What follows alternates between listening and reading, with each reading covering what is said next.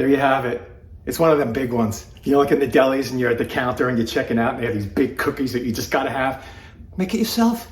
Look at that. I'm ranting today, I know. Holidays are coming, I'm getting nervous. Still stirring. A lot of these, the fancy cooks, we're going to Honolulu. We'll put something on from 5 years ago. No! No!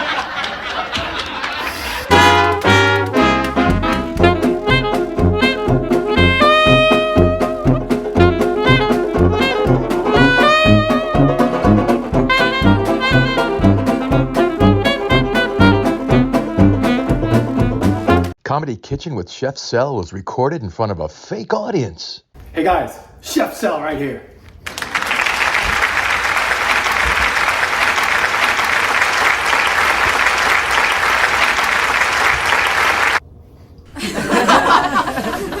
That's right, it's holiday time here at the Comedy Kitchen with Chef Sel.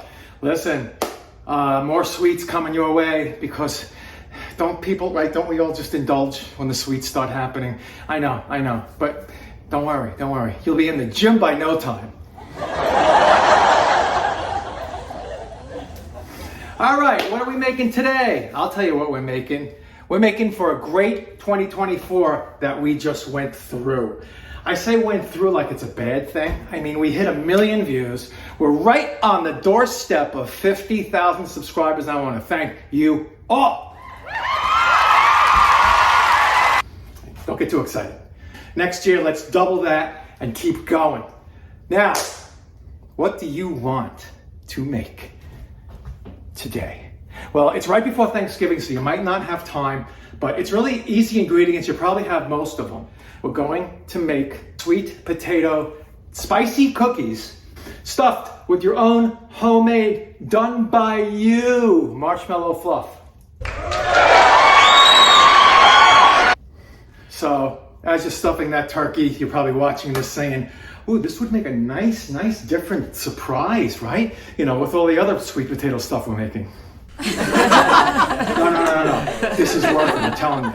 And speaking of subscribers, boom, hit it right there. Subscribe, hit the bell. 1 a week, baby. I'm going to keep going through the holidays. A lot of people like to take time off. A lot of these, the fancy cooks, we're going to Honolulu. We'll put something on from 5 years ago. No! I'll just keep going. What the heck, right? So, please give us a thumbs up even now, because you're going to like it anyway. I'm just telling you, you're going to like it. Keep it going, keep it rolling. Thumbs up, like, share, stuff on Facebook too, everything. Let's make some cookies.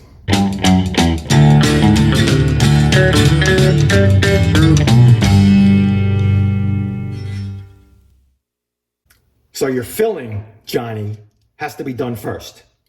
Because you're going to make it, you'll see, and then you have to freeze it, and you're going to stuff the cookies. A lot of things going on, but you know what? It's the holidays. I hope you got some time off. Take a day off, all right? Here we go. This is cream of tartar. It's a ½ teaspoon. I'm putting this into room temperature large egg whites. Simple. And put it in a stand mixer. By now, I think you will have one. If not, write in the comments and give me your address and all your information and your bank number and your social security number, and I'll send you one. All right, get that tartar in there and give it a start. You're going to use the whisk attachment on your stand mixer, but I just want mixer? Hey, mixer! Yeah, I want to get it started, okay? Just a little bit. Let the machine take over in a little while. Put that aside. Okay, to continue now with this homemade marshmallow fluff, I have a medium saucepan. If you have a heavy bottom, that's cool. This is like a medium bottom, so it's okay. I'm telling you, they'll say, medium, but you gotta do, shh. Listen to me. I want a low flame. Pretty low flame. Enough to melt this conglomeration that I have here. And here's what I have. 1/3 of a cup regular water, 3/4 of a cup of granulated sugar, 3/4 of a cup of corn syrup. Get the white corn syrup or the clear corn syrup.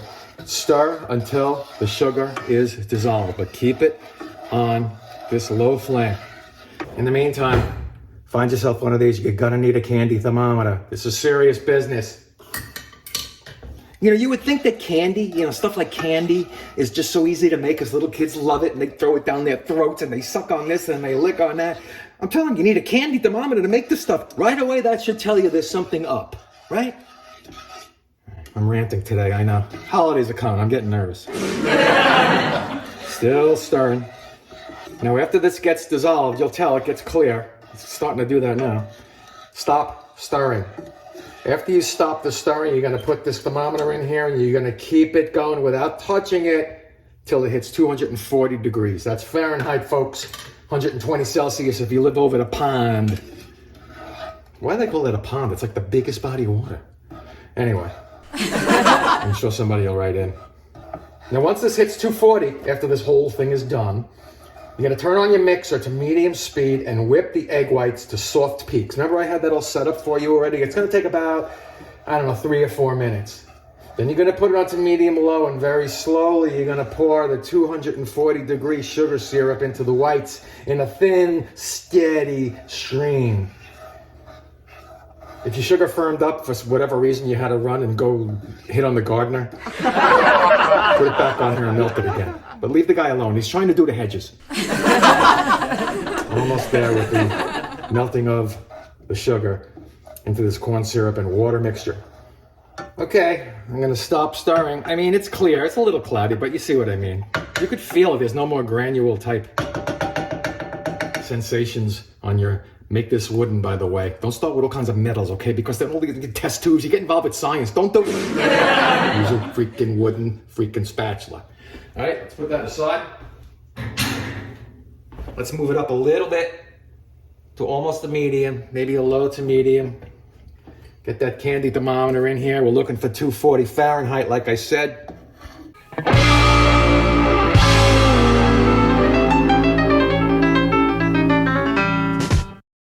I'm back now with my egg whites and my cream of tartar mixture, and I'm whipping it up in my KitchenAid with my whisk attachment like I promised you.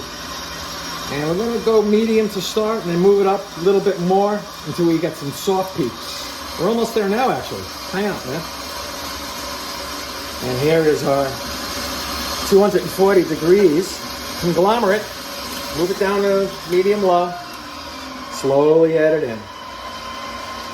Remember, it's very hot stuff, so you don't want to mess around with these egg whites here, you know what I mean. Nice light stream will do it.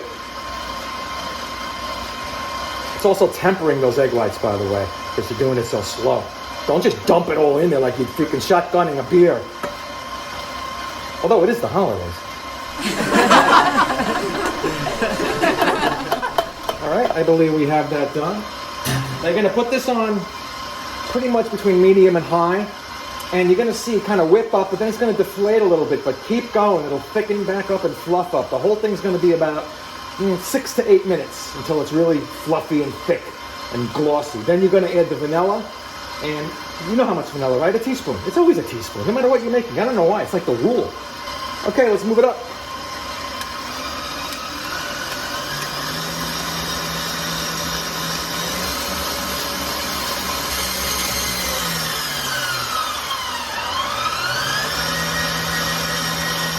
It's all fluffed up now.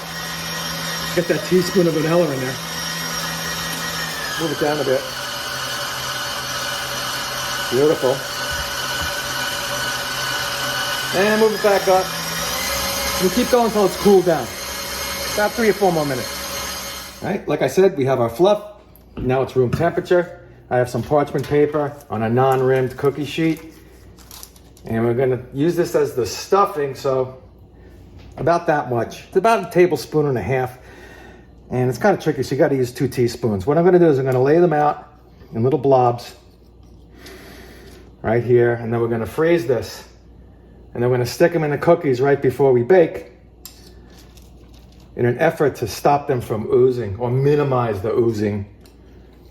Trust me, sometimes oozing is good, sometimes it's not. Actually, it's never good.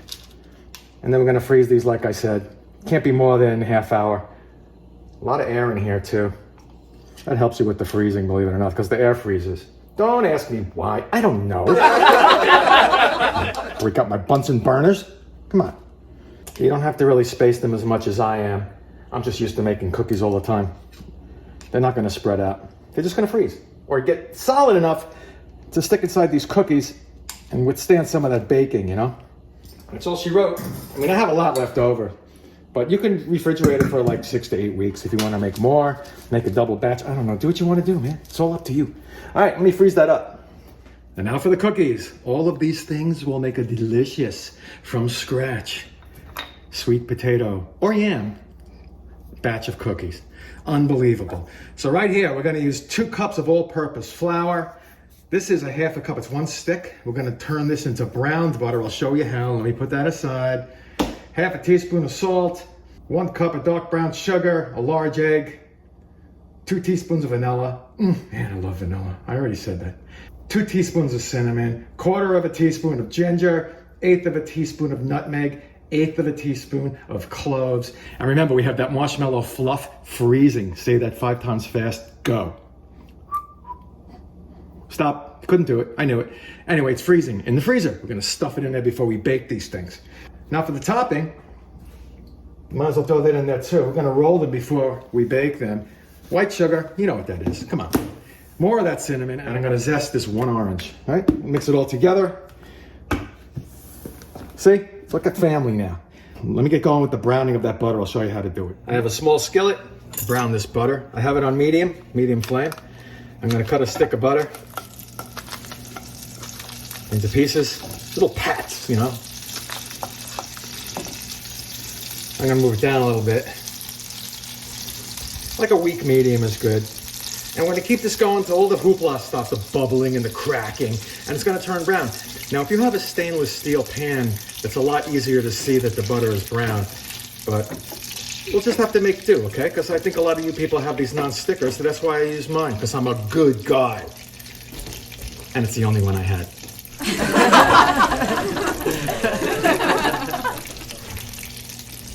All right, let me come back after it's melted, and I'll show you what it looks like as it's brown. There is your brown butter. See those little bits? They're good. That's what you want. It's going to add the flavor. Let it cool, and we'll come back. And now, the cookie part. Here's your dry. Medium bowl, 2 cups all-purpose flour, 3/4 of a teaspoon of baking soda, and 1/2 teaspoon of salt. Sift it. Always makes for a lighter blend, Stales. A lot of people sift like this. It's okay, but if you want it to go faster, hit it against your palm. You just learned something. Early Merry Christmas.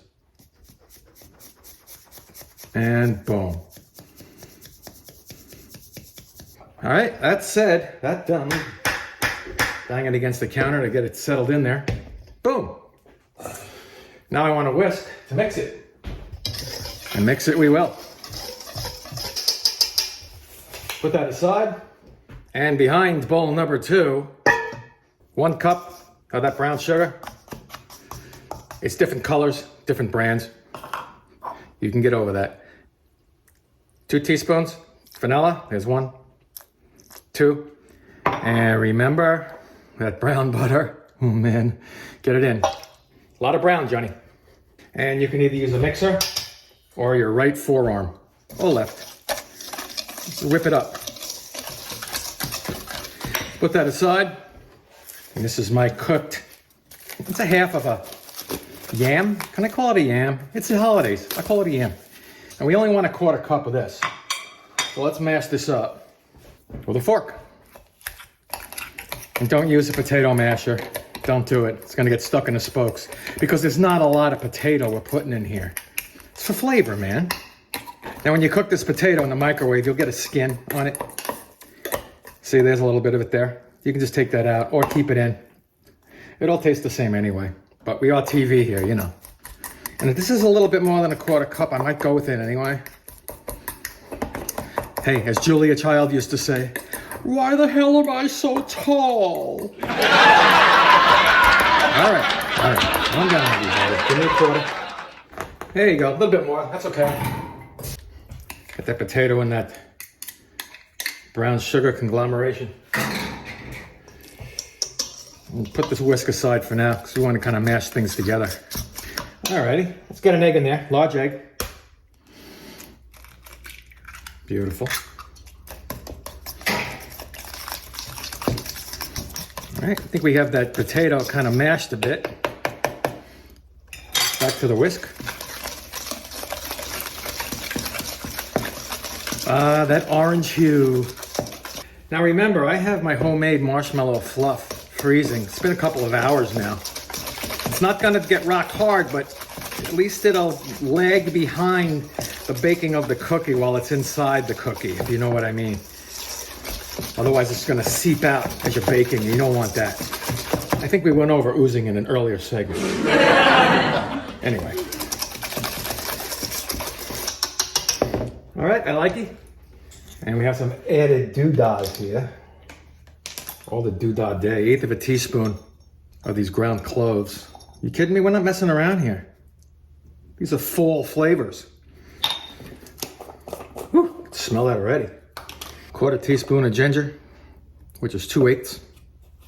Whew, smell that too. And 1/8 nutmeg. 1/8 teaspoon, that is. All right, let's ring it around the rosy one more time. Ooh, man, spicy. Get your dry. Get it in there.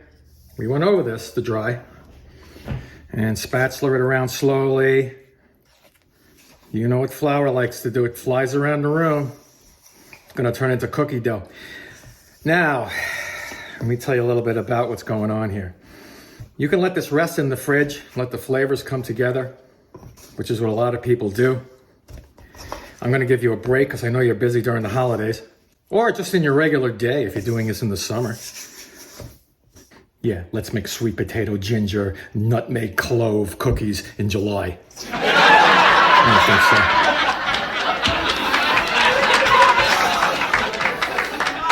Let it come together. So we're gonna stuff these cookies once this is mixed here with those partially frozen. That's the best you could do. It's hard to freeze corn syrup. Anyway, with that partially frozen marshmallow fluff that we made earlier. Just to confuse you, I am gonna let this rest, but not that long.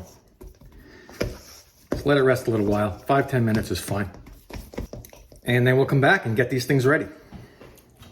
Remember our frozen friends? That's right. Homemade marshmallow fluff. Are you kidding me? We're gonna stuff the dough with those marshmallow fluffers and then roll it in this conglomeration of granulated sugar, 1/4 cup, a teaspoon of cinnamon, and a teaspoon of orange zest. You can leave any of them out or all of it. I'm doing it all.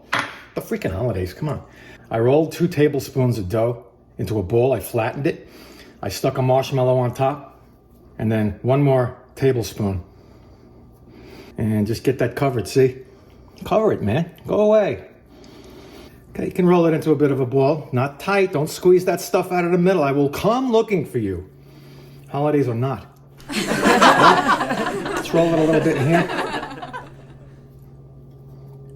And they're gonna spread out, so leave some room. And they're pretty big cookies too. Okay, now we can flatten her. Stick her down. I'm gonna do the rest of them, put them in a 350, check them after 10 minutes. When they're a little bit brown around the edges and nice and brown underneath, take them out. I'll be back when all that happens. There you have it. It's one of them big ones. You look in the delis and you're at the counter and you're checking out and they have these big cookies that you just gotta have. Make it yourself. Look at that. That was in about 14 minutes. I moved it from 350 down to 325. I'm using gluten-free flour. You don't have to, but if you do, we just watch the burning because it burns fast. Let's see what's inside. Ladies and gentlemen, that's fresh marshmallow in there that you made yourself. I'm telling you, you gotta make these for the holidays. And please, again, subscribe, share. Have a great Thanksgiving, great Christmas, and a great 2025. And thanks again for everybody for sharing, subscribing, and liking. We love you guys. I'm Chef Sal. I'll see you next time.